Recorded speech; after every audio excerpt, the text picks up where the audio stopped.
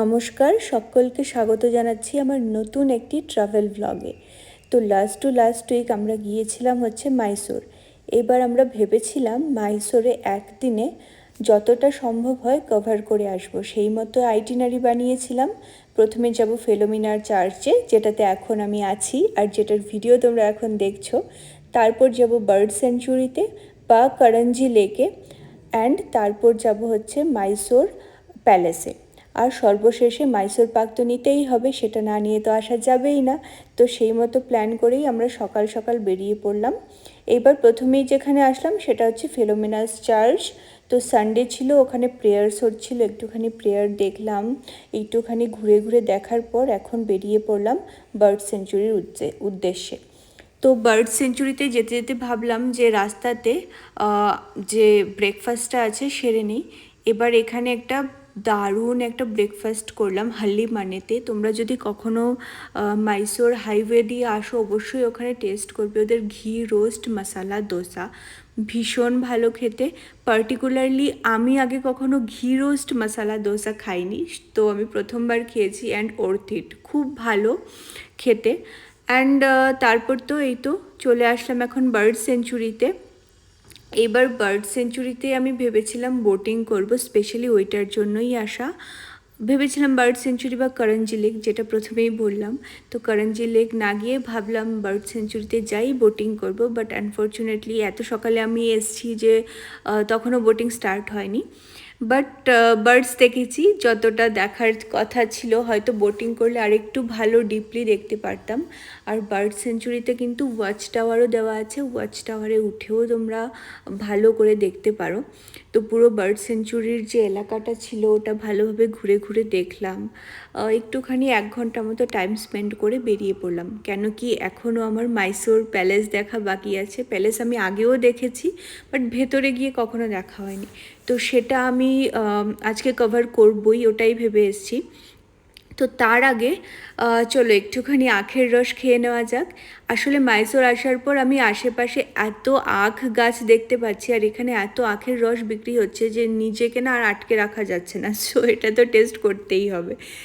আর তারপর এই তো এখন মাইসোরে ঢুকে গেছি, একদম প্যালেসের মোটামুটি সামনে চলে এসেছি। বাট রাস্তাতে এত ভিড় সানডেতে, অ্যাকচুয়ালি সব ট্যুরিস্টরা আসছে, প্লাস লোকাল লোকও ঘোরাফেরা করছে। তো তার আগে ভাবলাম যে মাইসোর পার্কটা নিয়ে নিই, তারপর মাইসোর প্যালেসটা ঘুরে দেন বেরিয়ে যাব। এবার মাইসোর পার্কটা এখানকার, স্পেশালি এই দোকানের এতটা স্পেশাল আর ফেমাস। অ্যাকচুয়ালি এনার যে গ্রেট গ্র্যান্ডফাদার আছে, উনি এইটা চালু করেছিলেন যখন মহারাজা বলেছিলেন যে উনি স্পেশাল একটা সুইট ডিশ খেতে চান। তখন ওনার যে গ্রেট গ্র্যান্ডফাদার, উনি একটা স্পেশাল জিনিস তৈরি করেছিলেন, সুইট ডিশ, অ্যান্ড সেটা রাজাকে উনি পেশ করেছিলেন। এবার রাজা ওটা খেয়ে সাথে সাথে নাম দিয়েছিলেন মাইসোর পাক। সেটা হচ্ছে 1935-এর ঘটনা। অ্যান্ড 1936-এ উনি একটা দোকান খুলেছিলেন সুইট ডিশের। অ্যান্ড আফটার দ্যাট 1954-এ ওনার ছেলে এই দোকানটা এস্টাবলিশ করেছিলেন, যেটা থেকে আমি এখন মাইসোর পাকটা নিলাম।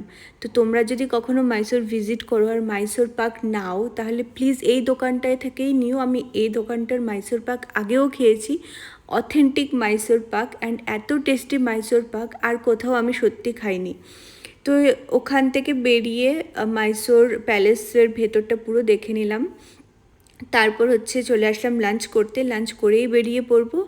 এই তো জোকাতে এসেছি লাঞ্চ করতে। এখান থেকে লাঞ্চ করে আমাদের যে স্কুটিটা আছে ওটা বেসিক্যালি এখানে একটা এথার শোরুম আছে, এথার শোরুমের ভেতরেই ফাস্ট চার্জিংয়ে দেওয়া আছে।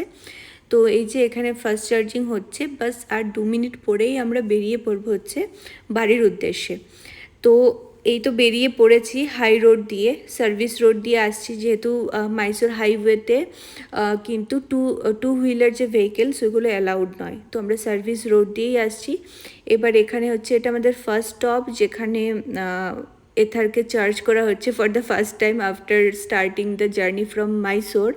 তো এখানে চার্জ করার পর একটুখানি এখানে একটা বৈষ্ণোদেবী মন্দির আছে, তো সেটাই তোমাদের একটু জুম করে দেখালাম।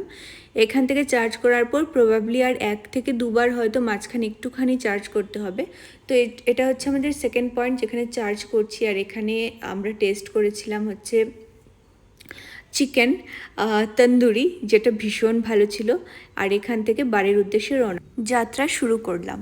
তো এখান থেকে বাড়ি পৌঁছতে পৌঁছতে প্রায় অনেকটাই রাত হয়ে গেছিলো, কেন কি মাঝখানে আরেকবার চার্জও করতে হলো। তো তোমাদের ব্লগটা কেমন লাগলো সেটা কিন্তু জানাবে আমাকে কমেন্টসে।